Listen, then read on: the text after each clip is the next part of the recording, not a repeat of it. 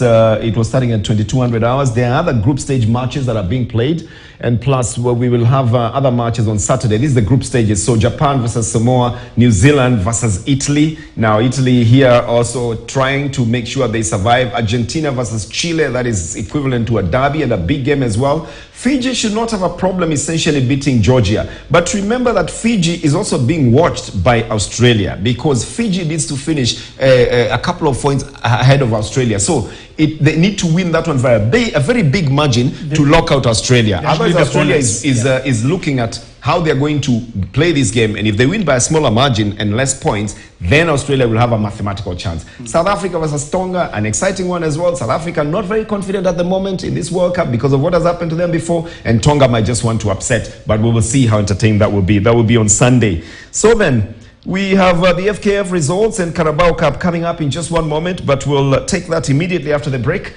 You've got the question that we want you to use to interact with us. How do you think that Kenya especially can benefit from the AFCON 2027? At Bernard_sports, at Kchege_sports, and at Wilfred Bungei is where we are at.